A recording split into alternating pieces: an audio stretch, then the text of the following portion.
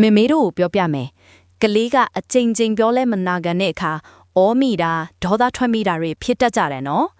ကလေးကိုအော်မဆူပဲနာခံစေခြင်းနဲ့မေမေတို့အတွက်ဒီဗီဒီယိုလေးပါဒီနေ့မှာတော့အေးစီးတဲ့အဆုံးမနီး positive discipline နီလန်၃ခုကိုပြောပြပေးမယ်ပထမနီလန်ကသဘာဝအကျိုးဆက် natural consequences ပါကလေးကစားစရာတွေပြစ်ထားတဲ့ဆိုပါစို့အော်ပြီးမဆုံးမပါနဲ့ညံသားစွာမင်းပြစ်ထားရင်ဒါတွေကောက်သိမ်းရလိမ့်မယ်ကောက်သိမ်းခြင်းမေမေကူညီမယ်လို့ပြောပါသူကိုယ်တိုင်သိမ်းခိုင်းပါဒါကတာဝန်ယူမှုကိုသင်ပေးပါတယ်ဒုတိယနီလန်းကရွေးချယ်ခွင့်ပေးခြင်း give choices ပါသွားတိုက်ဆန်းလို့မပြောဘဲမင်းသွားတိုက်ချင်လားအရင်အိတ်ချင်လားလို့ရွေးချယ်ခွင့်ပေးပါရွေးချယ်ခွင့်ပေးရင်ကလေးကပိုပြီးပူပေါင်းဆောင်ရတတ်ပါတယ်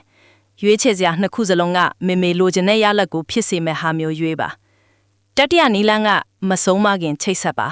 connect before correct ပါကလေးမှားတဲ့အခါချက်ချင်းဆုံးမတာထက်အရင်ဆုံးပွေဖတ်ပါမေမေမင်းကိုချစ်တယ်ဒါပေမဲ့မင်းလုပ်တဲ့အလုပ်ကမှားတယ်လို့ချိတ်ဆက်ပြီးမှဆုံးမပါကလေးကချစ်ခံရမှန်းသိမှသင်ခန်းစာကိုလက်ခံနိုင်ပါတယ်အော်ဟစ်ဆူပူတာကကလေးကိုကြောက်ရွံ့စေပြီးသင်ခန်းစာမရစေပါဘူးဒီနီလန်၃ခုကကလေးကိုလေးစားမှုနဲ့ဆုံးမတာပါအော်ဒါကိုရက်လိုက်ရင်မေမေတို့ရဲ့စိတ်ကြမ်းမာရေးကောင်းလာမယ်ကလေးနဲ့ဆက်ဆံရေးလည်းခိုင်မာလာမယ်ကလေးကကြောက်လို့မဟုတ်ပဲလေးစားလို့နာခံတတ်လာလိမ့်မယ်မေမေတို့ဒီတစ်ပတ်သားမေမေမှားတဲ့အခါပထမဆုံးအသက်၃ချက်ရှူပြီးမှတုံ့ပြန်ပါ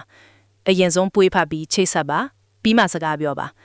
အဆင်ပြေသွားရင်ဒီတစ်ပတ်အော်မဆူပဲအေးဆေးဆုံးမမိတယ်လို့ comment မှာဂုဏ်ယူစွာဝေမျှပေးပါအတူတူအေးဆေးတဲ့မိသားစုဘဝဖန်တီးကြရအောင်နေ့စဉ်9မိနစ်စာကျမတို့နဲ့အတူလေ့လာပြီးကျမ်းမာပျော်ရွှင်တဲ့မိသားစုဘဝလေးတည်ဆောက်ကြရအောင်